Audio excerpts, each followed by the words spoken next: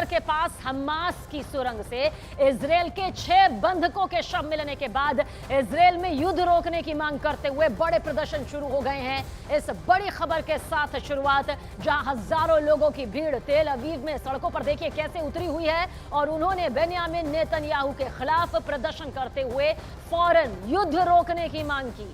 तेल अवीव का विरोध प्रदर्शन जिसे गॉफ स्ट्रीट से आईडीएफ मुख्यालय के शुरुआती गेट तक मार्च के साथ शुरू हुआ।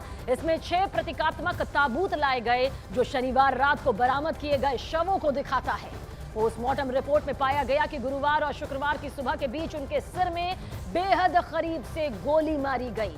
लगभग 11 महीने की कैद के बाद उनकी हत्या की खबर से पूरे देश में दुख और गुस्सा दोनों देखा गया। लोगों का ज्यादातर गुस्सा प्रधानमंत्री बेन्यामिन नेतन्याहू को लेकर है। उन पर राजनीतिक कारणों से बंधक सौदे रोकने का आरोप लगाया गया है। ये लोगों का दुख भी है और गुस्सा भी है जो प्रदर्शन के तौर पर कुछ इस तरह से सामने आया। बेहद करीब से सिर पर गोली मारी गई।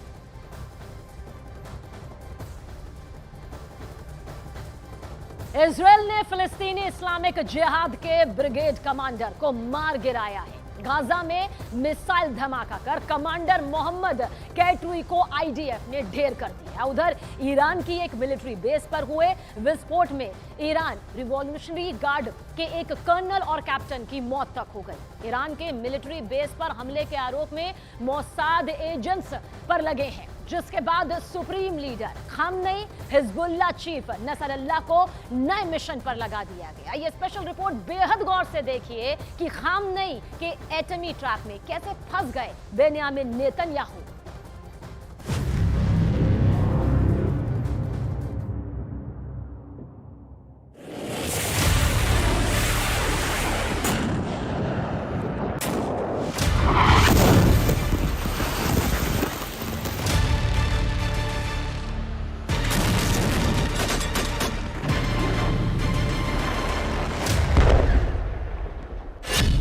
इजरायली बंधकों को हलाक करने लगा हमास।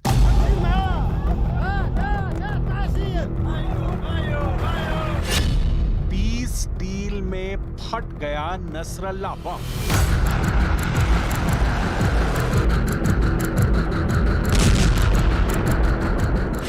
खामनेई की खूनी डिमांड, एक्शन में आया हिजबुल्लाह।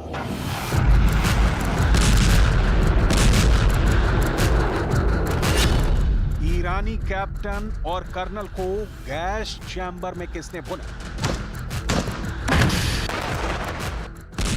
जेनिन में बारूदी जलजला उठ रहा है। वेस्ट बैंक को नेतन्याहू के बुलडोजर रौंद रहे हैं। रफा और गाजा का चप्पा चप्पा मिसाइल से पड़ चुका है। इजरायल इस कदर बौखलाया हुआ है कि दुश्मन को मटिया मेट करने से पहले नहीं रुकने वाला है। प्राइम मिनिस्टर नेतन्याहू ने ऐलान कर दिया है कि कुछ दुश्मन हमास युद्ध को खत्म नहीं होने देने का प्रण लेकर बैठे हैं। ऐसे में हमास और उन दुश्मनों की बर्बादी तक इजरायल के हमले जारी रहेंगे। इजरायली बंधकों को हमास लड़ाकों ने बेमौत मारकर नेतन्याहू को भड़का दिया है।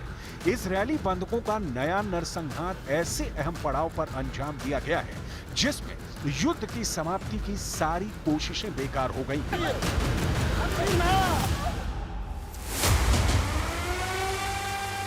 कतर के दोहा में गाजा युद्ध विराम समझौते की बातचीत के बीच 6 इजरायली बंधकों को बेरहमी से मौत के घाट उतार दिया गया है। बंधकों को तब गोलियों से भुना गया जब इजरायल डिफेंस फोर्स उनके बेहद करीब पहुंच गई थी। हमास की सुरंग में बंधक बनाए गए जिन 6 इजरायली नागरिकों को मारा गया, उनकी डिटेल भी सामने आ गई है।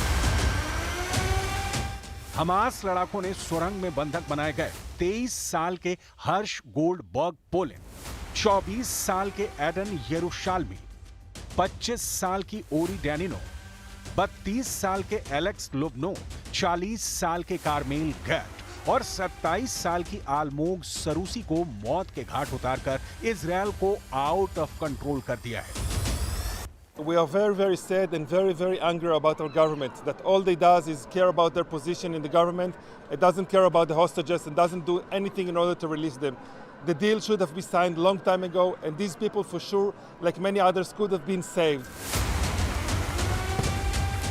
हमास का ये हॉरर सामूहिक मर्डर कांड वॉर में बारूद झोंकने वाला साबित हुआ है। आईडीएफ प्रवक्ता रियर एडमिरल डैनियल हगारी ने धमकी दी है कि जिस तरह से इजरायली बंधकों को क्रूर तरीके से मारा गया, उससे भयानक मौत हमास फाइटर को दी जाएगी।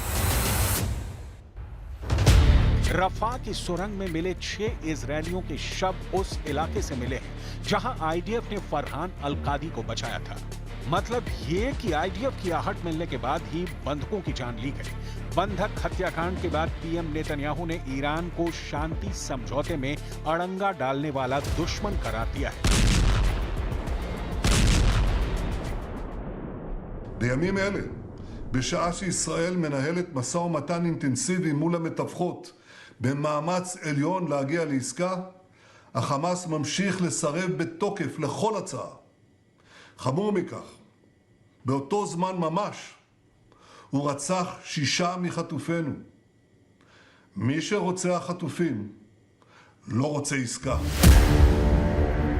अब तक शांति की पहल में जुटा अमेरिका भी बंधक हत्याकांड के बाद से भड़का हुआ है। इसकी वजह यह है कि जिन 6 बंधकों को मारा गया, उसमें एक हर्ष गोल्डबर्ग पोलैंड अमेरिकी है।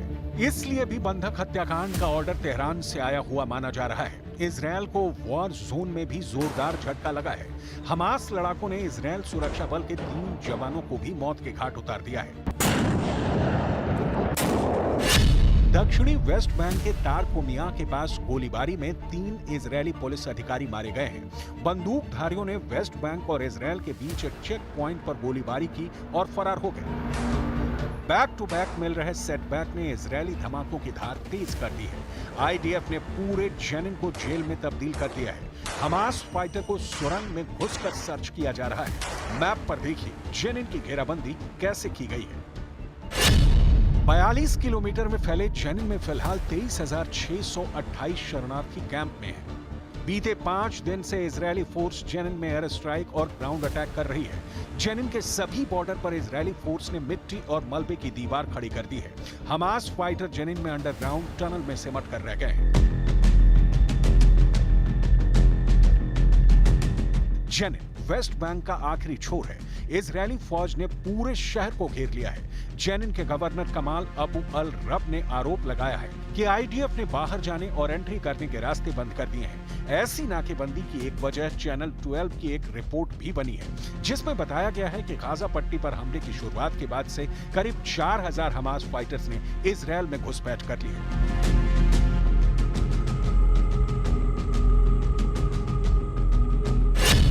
रिपोर्ट में दावा किया गया है कि हमास के नुख्बा फोर्स के लगभग 3800 लड़ाकों ने बॉर्डर पार किया। 7 अक्टूबर को हुए हमले के दौरान इजरायल में घुसे नुख्बा फोर्स के लड़ाके अब भी इजरायल में छिपे बैठे हैं।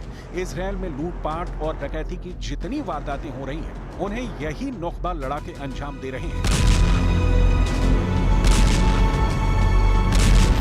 नुख्बा फाइटर्स के साथ फिलिस्तीनी इस्लामिक जिहाद के मेंबर भी इजरायल में घुसकर स्लीपर सेल का काम कर रहे हैं। इजरायल के लिए नुख्बा के खूंखार लड़ाकों की शिनाख्त करना भी आसान नहीं, क्योंकि नुख्बा लड़ाके मोहम्मद अल कादी की मौत के बाद किसके इशारे पर काम कर रहे हैं, इसका किसी को पता नहीं।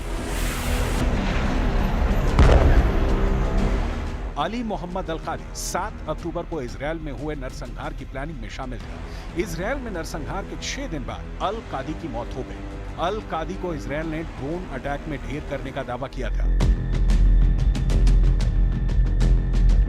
अल कादी के बाद नुख्बा फोर्स का कमांडर कौन बना, इसका औपचारिक ऐलान अब तक नहीं हुआ है। यानी इजरायल का नुख्बा कमांडर तक पहुंचना बेहद मुश्किल है। उधर हसन नसरल्लाह ने नेतन्याहू के लिए बड़ी मुसीबत खड़ी कर दी है। कतर में नसरल्लाह के एजेंट पीस डील में ब्रेकर बने हुए हैं। हिजबुल्लाह लड़ाके लेबनान फ्रंट पर बड़े हमले का प्लान बनाकर रेडी हैं। ईरान के सुप्रीम लीडर खामनेई का सिग्नल मिलते ही खूनी कोहराम मचना तय है। खामनेई जल्द इजरायल पर अटैक का ग्रीन सिग्नल दे सकते हैं। इसकी वजह है ईरानी सेना के 2 टॉप ऑफिसर की मौत। ईरान के इस्फहान में कैप्टन मोजतबा नजारी और लेफ्टिनेंट कर्नल मोख्तार मोरशेदी की मौत हो गई है। ईरानी सेना के दोनों वरिष्ठ अधिकारियों की मौत गैस से दम घुटने की वजह से हुई। ये गैस रिसाव एक विस्फोट के बाद हुआ। धमाका ईरानी रिवॉल्यूशनरी गार्ड्स के एक वर्कशॉप में हुआ।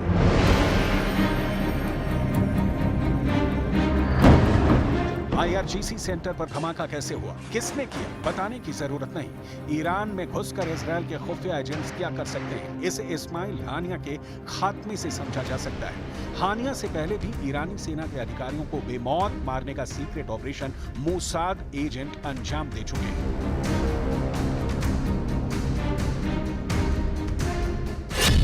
2011 में तेहरान के पास एक मिसाइल बेस पर धमाका कर कमांडर हसन तेहरानी मोकदाम के साथ 17 लोगों को मारा गया था। ईरान के मिसाइल प्रोग्राम को तहस नहस करने का आरोप भी इजरायली एजेंट पर लगा था। शह मात का जो खेल ईरान में चल रहा है, वहीं इजरायल हर फ्रंट पर आर पार की नौबत है। लेकिन ईरान ने अब तक इजरायल पर सीधे वॉर शुरू नहीं की है। मुमकिन है कि ये हमले एटम बम के हाथ लगने के बाद शुरू होगा। हाल ही में ईरान के परमाणु प्रोग्राम पर खौफनाक अपडेट आया है। रिपोर्ट के मुताबिक 17 अगस्त तक ईरान के पास 60% तक संवर्धित 164.7 किलोग्राम यूरेनियम था। IAEA की पिछली रिपोर्ट के बाद से ये 22.6 किलोग्राम की बढ़ोतरी दर्ज की गई है। एटम बम बनाने के लिए जितने यूरेनियम की जरूरत है, उतना ईरान के पास मौजूद है। ईरान एटम बम बनाने से बस कुछ तकनीकी कदम दूर है। मतलब साफ है कि जिस दिन खामनेई की सेना एटम बम से लैस होगी, उसी दिन से बदला शुरू होगा।